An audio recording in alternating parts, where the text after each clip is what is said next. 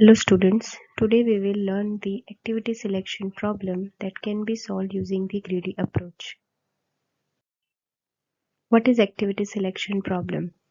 Activity selection problem is the problem of scheduling several competing activities that require exclusive use of a common resource with a goal of selecting maximum size set of mutually compatible activities.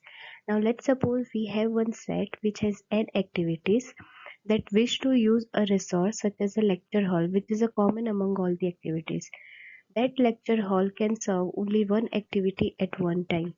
Now, for this, we should have certain knowledge about, or we should know certain characteristic of the activity. So here each activity has start time Si and finish time Fi, where the start time and finish time should be between 0 to infinite.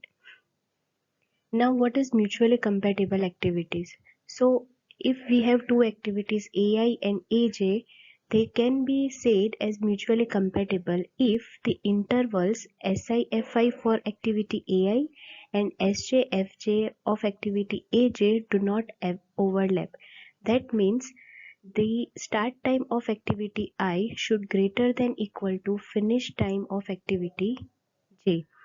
Or we can also say that the start time of activity J should greater than or equal to finish time of activity I.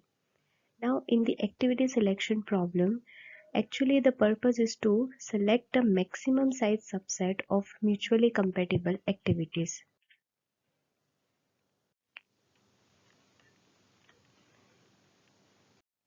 Now to find the solution of this activity selection problem, we have to assume that activities are sorted in increasing order of the finish time, like F1 is less than equal to F2, like this. Now consider the following example. Here the total 11 activities are given with the start time and finish time of each activity. Now the problem is to find the subset of activities which are compatible and that can be scheduled in one common resource. Now let's take an example that we can solve using the greedy approach. In this example, total 11 activities are given with each activity start time and finish time are associated. Now to find the solution, first we'll make a table of two columns. First column will add the activities that we can schedule in the common resource, and second is the maximum time slot. As here in the example we can see that maximum finish time is 16, so we have to add 16 total 17 columns 0 to 16 for the solution. Now all the activities are scheduled in increasing order of the finish time, so we will select the first activity. Activity 1 is selected. Now that activity will be running from time 1 to 4, so we will place here a horizontal line to show that in this particular time slot activity 1 is running. Now check the next activity which has the start time 3. So as we can see that the start time is less than the finish time of the previous activity, so we cannot schedule this second activity. Same way, the activity 3 has start time 0, so we cannot select that activity. Now consider this activity 4. The start time of this activity 4 is 5, which is higher than the finish time of the first activity, so that activity can be scheduled in this common resource. So we will select activity 4. Now it can be running from time 5 to 7. Now same way, the sixth activity cannot be scheduled because start time is less than the finish time of the previous activity. So now the next turn is of activity 8. So we have to select activity 8, which will run from time 8 to 11. Same way, activity 9 and 10 cannot be scheduled because the start time of those two activities are less than the finish time of the 8th activity. So the next turn is of the activity 11. So this activity can be executed from time 12 to 16.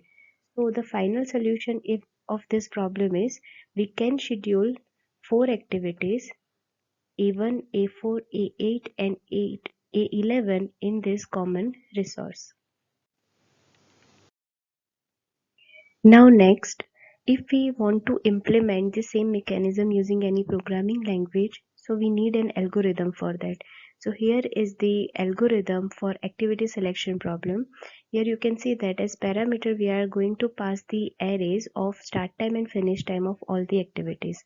Now the first step of this algorithm is we have to find out the length of S. That gives you the total number of activities. In the second step, A is the solution set. In the solution set, we are scheduling the first activity A1. Now in the K variable, we are storing 1. 1 is the activity number that is currently in the solution set. Now here, for the previous example, we will keep track of the variable K, M and the solution set A. Now from the fourth step, there is a for loop that what activity we can select after the activity 1. So K is equal to 1, and right now in the solution set there is only one activity A1. Now in the next step we will change the value of variable M to 2. Matlab we are checking the activity 2 whether we can schedule that activity or not. So now the value of M is 2. Now we have to check that condition. Remember that we can schedule activity 2 if and only if the start time of that activity is greater than the finish time of the previously selected activity. So we will check that condition. So start time of activity 2 is 3 and finish time of activity 1, which has already been selected, is 4. So we cannot select that particular activity. Condition is false. So now we have to increment the value of variable M, which is now 3. Now again we will check the same condition. So the start time of activity 3 is 0 and the finish time of activity 1 is 4. So condition is again false. We cannot select activity 3. Now same way, now M's value will be incremented by 1 and now it is 4, and we will check the same condition. Now for this, start time of activity 4 is 5 and finish time of activity 1 is 4. That means we can schedule that activity because the start time and finish time of activity 4 are such that the previously selected activity will be completed. So now in the solution set we have to add the activity 4. So now our solution set is containing two activities A1 and A4. Now again, okay, after adding that particular activity in the solution set, right now we have scheduled activity 4. So the value of K will be updated. So now the value of K is 4, means fourth activity is currently executing. Now we will update the value of M. So it will be now 5 and check the condition whether it is possible to schedule the fifth activity or not. So as you can see that by looking at the values of this start time and finish time, we cannot schedule activity 5. So we will increment the value of M. Now it is 6. And again we will check whether it is possible to select the sixth activity or not. So as you can see that by looking at the values, the condition is false and we cannot select the activity 6. Same way for the 7. Now the value of M is 8. We'll check the condition, and here the start time of activity 8 is 8, and before that activity 4, which is previously scheduled, is completed. So now we can schedule this activity 8. So now A8 will be added to the solution set and value of K will be updated. That shows that now we have scheduled activity 8. So now the value of K is 8. Now we will check the same condition for ninth activity. So condition is false.